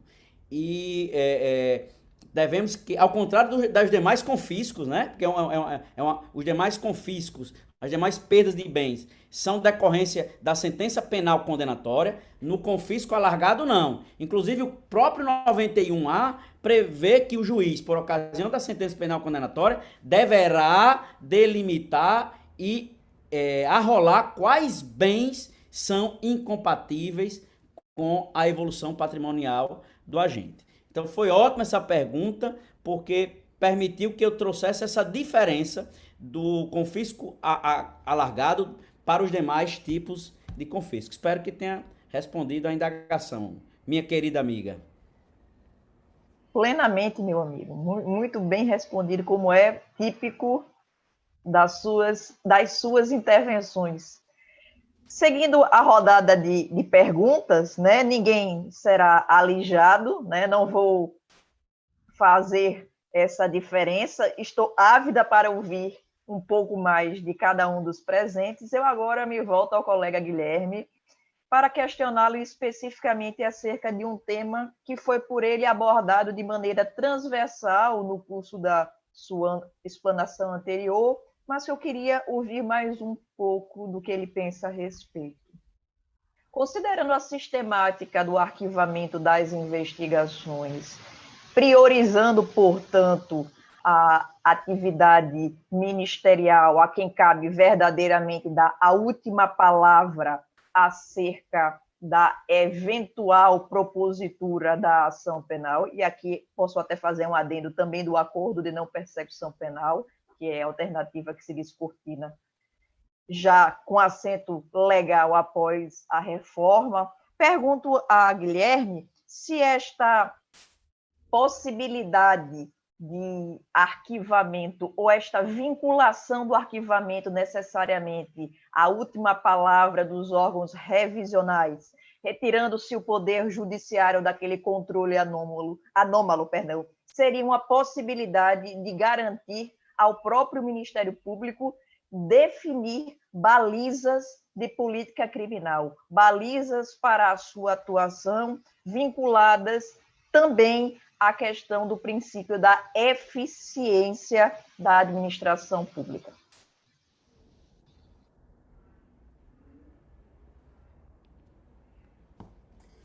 Muito obrigado pela pergunta, André. Gostaria inicialmente de cumprimentar o colega Bruno, que foi bem na linha do que eu vinha trazendo sobre o princípio acusatório. É um tema que permeia diretamente o tema que eu abordei, do arquivamento. O arquivamento só é possível nesse formato, no viés acusatório, foi bem trazido pelo colega. Em relação à sua pergunta, André, você foi no ponto central da minha explanação e é o que eu defendo como a grande mudança, o grande desafio do Ministério Público pós-88, que é essa possibilidade de traçar diretrizes para a política criminal no Brasil. para nós chegarmos a esse raciocínio, nós precisamos enfrentar um dogma que vem sendo trazido pela doutrina desde antes do Código de 1941, que é o princípio da obrigatoriedade da ação penal. Um princípio que não é expresso na legislação, na Constituição, não está expresso, não está presente no Código de Processo Penal, e ele é lido de forma transversal pela doutrina e aplicado como se fosse uma norma cogente, quando, na verdade, não é. E não é porque, vejam bem, o raciocínio é simples. Pensemos nas ações da Receita Federal do Brasil, nas ações da Controladoria Geral da União, nas ações da Polícia Rodoviária Federal, todas elas são feitas com base numa análise, num risco de cometimento de ilicitude. Não se faz fiscalizações sem admitir balizas para isso. E quando a Receita Federal, por exemplo, alcança um risco fiscal em determinado patamar, nitidamente ela influencia a atividade ministerial quando deixa de fiscalizar crimes tributários de menor monta. Então, se a Receita Federal, um órgão vinculado ao Executivo, possui autonomia para poder definir os seus riscos e atuações, porque uma instituição, um órgão com independência funcional elevada a quarto poder da República, para alguns doutrinadores, não pode fazê-lo. Então, é preciso enfrentar a obrigatoriedade da ação penal, transformá-la em discricionariedade regrada, na linha do que vem sendo feito os novos institutos, da colaboração premiada, do ANPP e da mesma dos institutos despenalizadores. Quando nós temos essa margem de atuação, uma discricionariedade regrada, a mesma que o juiz tem ao sentenciar, condenando, absolvendo. O que nós estamos dizendo é que nós vamos deixar de promover a ação penal e vamos fundamentar essa decisão que vai ser intimada à vítima, e essa vítima poderá recorrer, inclusive, democraticamente. Então, superando essa questão da obrigatoriedade da ação penal, nós temos a possibilidade, nesse novo formato, de criar balizas para persecução penal no Brasil e aperfeiçoar a política criminal. No modelo anterior, Andréia, nós tínhamos um juiz e um membro do Ministério Público, que muitas vezes admitiam parâmetros deles mesmos para poder proceder a arquivamentos. Isso não chegava ao órgão de revisão. Como esse órgão de revisão vai ter noção de toda a política criminal naquele espectro, sem ter conhecimento dos arquivamentos? Agora, isso não é possível mais com a nova roupagem. Ou seja, todo o arquivamento de qualquer promotor do Estado de Mato Grosso vai ser revisado por uma instância única, instância que vai coletar os dados e vai ser capaz de traçar prioridades, bens jurídicos mais violados e o que nós devemos atuar prioritariamente. No MPF, como eu disse, desde 93, a segunda Câmara de Coordenação e Revisão vem fazendo essa análise. E aqui eu menciono um exemplo categórico, que é um enunciado da segunda Câmara, que é o enunciado 90, editado agora, em março de 2020, que diz o seguinte, veja bem, é cabível o arquivamento das investigações criminais referentes a condutas que se adequam ao contrabando de cigarros quando a quantidade apreendida não for superior a 1.000 maços, pela diminuta reprovabilidade da conduta, seja pela necessidade de se dar efetividade à repressão ao contrabando de grande vulto. O que o MPF está fazendo com esse enunciado é dando o seguinte recado: vamos atacar o crime organizado, vamos atacar as grandes importações indevidas de cigarro e não os casos de menor monta. O que é isso, se não interferir legitimadamente pela Constituição na política criminal? É isso que essa é a grande mudança do artigo 28. É isso que o Ministério Público tem que assumir como responsabilidade, enfrentando esse desafio e promovendo, sim, esse aperfeiçoamento tão necessário. Obrigada, Guilherme. Muito esclarecedora a resposta. Mais uma vez, parabenizo pela excelente explanação, pela excelente análise e, mais uma vez, desejo felicidades no seu trabalho e na sua pesquisa. Bruno? Esse Bruno está... Estou aqui. Posso te fazer uma pergunta também, para a gente depois encaminhar para o fechamento dos trabalhos? Com certeza, estou às ordens. Por favor, me tira uma dúvida que eu sempre sou instada a tratar sobre esta questão. O princípio acusatório, ou pelo menos um modelo pretensamente acusatório como o nosso, é compatível com o artigo 156, inciso 1 do Código Penal, quando diz que o juiz poderá, de ofício, ordenar, mesmo antes de iniciar a ação penal, a produção antecipada de provas consideradas urgentes e relevantes? Eu escrevi sobre isso em 2007. um trechozinho de um capítulo do meu livro sobre investigação criminal pelo Ministério Público, em que eu abordo esse tema, e eu defendi naquela época que, sim, o juiz pode produzir essa prova apenas em caráter complementar, ou seja, não pode partir dele a iniciativa, mas deve partir de uma dúvida surgida conforme as provas produzidas pelas partes.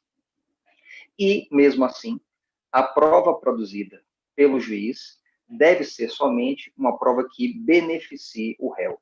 Se, sem produzir a prova, for certa a absolvição, deve o juiz simplesmente julgar o caso e absolver, porque cumpria ao Ministério Público provar e ele não se desincumbiu desse ônus. A crítica que comumente se faz a esse entendimento é que não dá para saber se tal prova vai ser benéfica ou prejudicial ao acusado, porque você não sabe o resultado da prova. Minha resposta a isso é que, excepcionalmente, sim, você pode antecipar a quem interessará aquela prova apenas pela avaliação da situação do processo, no estado em que se encontrar sem aquela prova. Se, sem a prova, o acusado for absolvido, o juiz não deve ter essa iniciativa. Se, produzindo essa prova, houver a possibilidade de absolvição, o juiz deve produzir a prova. Um exemplo para ilustrar a situação, um exemplo simples. O Ministério Público acusa alguém da prática de um crime e o réu alega que o documento utilizado pelo Ministério Público para acusar é falso. Vamos lá, um documento que incrimina o réu, segundo o réu, ele alega, esse documento do Ministério Público é falso. Eu não posso ser condenado por isso. Mas o réu não pede uma perícia naquele documento. Esquece de pedir, por qualquer motivo. O juiz, nesse caso, ele pode determinar a perícia porque somente ao réu beneficiaria aquela prova. Se o réu alega e não prova, o juiz, se não tiver iniciativa, poderia condenar com base no fato de que o documento apresentado pelo Ministério Público provaria aquela imputação, o documento incriminaria o réu. Mas se ele produzir aquela perícia que o réu não pediu, é possível que ele seja absolvido, porque a prova da culpa do réu seria desconstituída. Então, apenas em casos excepcionais, eu admitiria a iniciativa do juiz no processo, e apenas quando tiver o potencial de beneficiar o réu. Mas é importante mencionar, dada essa resposta, que o juiz não pode ter nenhuma iniciativa probatória na fase pré-processual. E é esse o principal problema que nós estamos enfrentando hoje.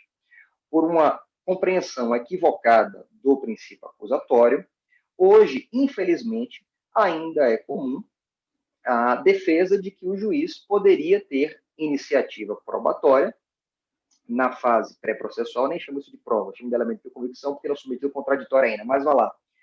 O juiz poderia ter iniciativa probatória, porque caberia, ao final, ao Ministério Público aquilatar se aquela prova é suficiente ou não para acusar, e a partir daí o juiz exerceria a jurisdição de forma imparcial. Isso é um equívoco rematado, ao meu ver, é uma interpretação que se baseia em circunstâncias de necessidade de fato.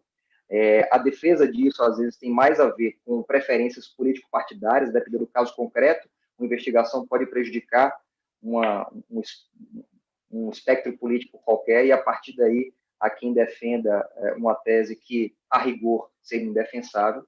E o fato é que eu vou invocar o amigo Márcio Chechitz, que é um colega brilhante de São Paulo. Ele tem uma frase que eu acho genial e tenho repetido em algumas aulas. O Brasil é uma bagunça, e os professores tentando analisar a bagunça à luz da jurisprudência do Tribunal Constitucional alemão. Na verdade, hoje, boa parte dos professores ajuda na bagunça, por uma incoerência que, repito, às vezes tem relação com preferências político-partidárias. Princípios são deixados ao mar apenas para que se obtenha um resultado que favoreça algum espectro ideológico, algum espectro político.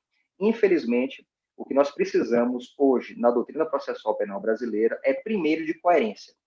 Recentemente, muitas pessoas puderam acompanhar, um professor muito famoso defendeu a constitucionalidade do inquérito das fake news. Defendeu que, em regimento interno do STF, poderia autorizar investigações realizadas diretamente por ministro do STF. O curioso é que ele disse isso em 2020, em artigo escrito e publicado em jornal de grande circulação, mas em 2019 ele disse com todas as letras exatamente o contrário. O que mudou de lá para cá? A gente compreende perfeitamente quais são os fatores da vida real, da realpolitik, que podem ter levado os ministros do STF a chancelar a validade desse inquérito das fake news. Não tenho dúvida nenhuma das melhores intenções dos ministros. Aparentemente, muitos deles julgaram que aquele inquérito é necessário diante de ameaças concretas que, segundo essa avaliação, não estariam sendo adequadamente investigadas. Mas, do ponto de vista da dogmática processual penal, é simplesmente indefensável essa posição, a posição de que esse inquérito teria alguma validade. Ele é completamente nulo, ab ovo. É nulo conforme a nossa Constituição e é nulo também conforme as convenções internacionais que tratam direitos fundamentais de qualquer investigado no processo penal. Então, para não fugir demais da sua pergunta, no processo, eventualmente o juiz pode produzir provas de ofício, mas somente de modo complementar e somente se, em tese, puder favorecer o réu. Na investigação, de modo nenhum.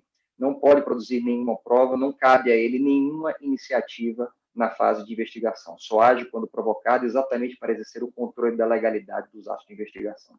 Espero ter respondido. Muito bem, Bruno, plenamente respondido.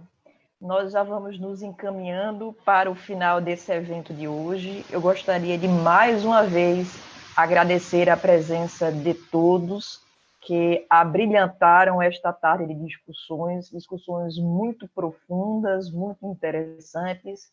Agradeço mais uma vez à ANPR, agradeço aos colegas, às colegas, o público interessado que está de olho naquilo que nós estamos fazendo aqui, na transmissão ao vivo, em tempo real, e, portanto, passo às considerações finais dos senhores para finalizarmos, de fato, este evento. Pela ordem, professor René.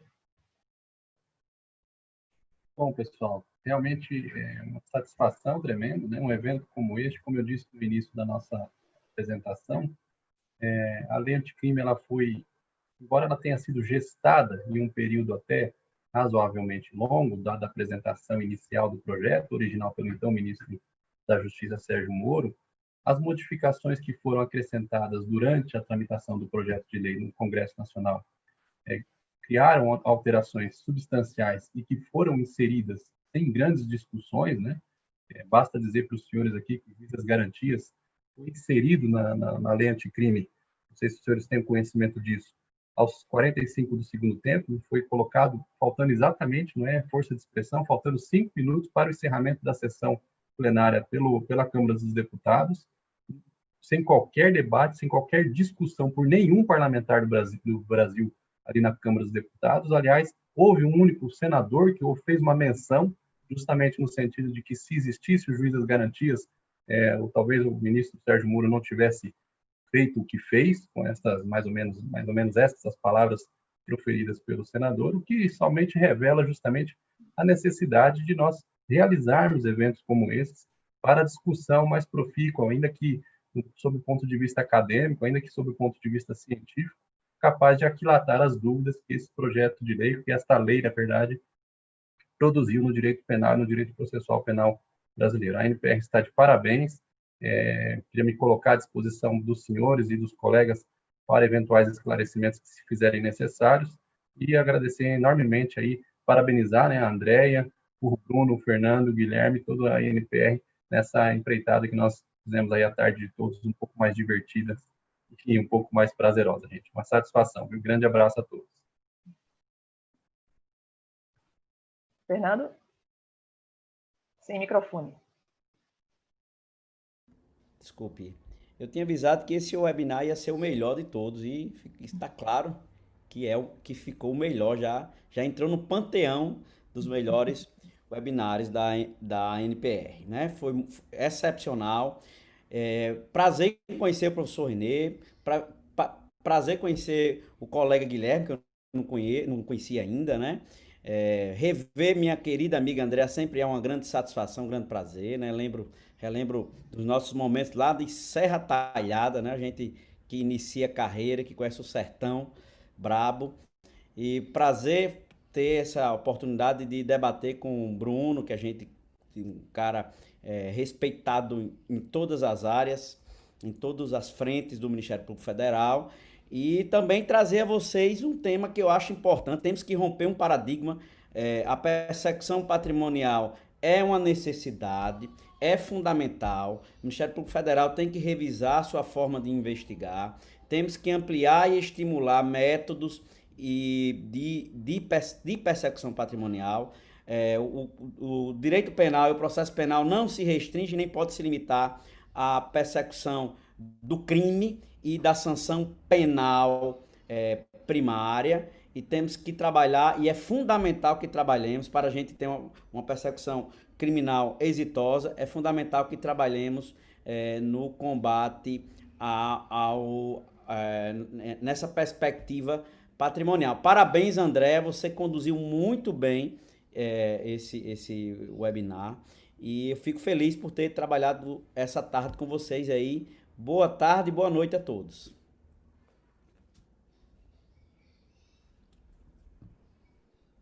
Bom, também me sinto muito honrado em compor essa mesa virtual com colegas tão brilhantes, explanações que ensinaram bastante a nós temas importantíssimos do processo penal e demonstrando o nítido aprimoramento da legislação anticrime em relação àquela equação que eu lhes disse, né? Das minhas considerações finais, eu gostaria de ressaltar a responsabilidade que o Ministério Público brasileiro ganhou com a mudança do artigo 28 do Código de Processo Penal. Poucas vezes o Brasil foi condenado pela Corte Interamericana de Direitos Humanos, e uma delas envolveu diretamente o ruim controle que foi feito desse arquivamento. No caso 7º Garibaldi versus Brasil, o Brasil foi condenado porque não houve controle do arquivamento.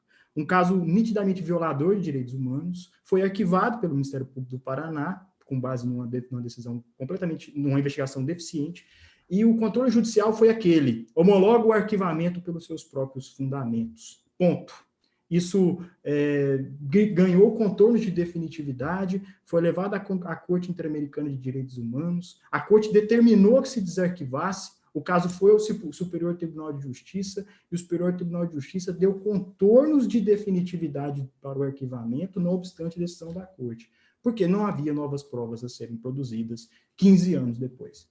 Veja que a importância do tema, a importância da responsabilidade do Ministério Público Brasileiro, e eu chamo os colegas que compõem essa importante instituição e todos os outros que nos assistem, dessa responsabilidade, que nós possamos, na linha da pergunta do André, produzir uma política criminal mais eficiente, mais consentânea à proteção dos direitos fundamentais. Muito obrigado a todos e obrigado pela oportunidade. Um abraço.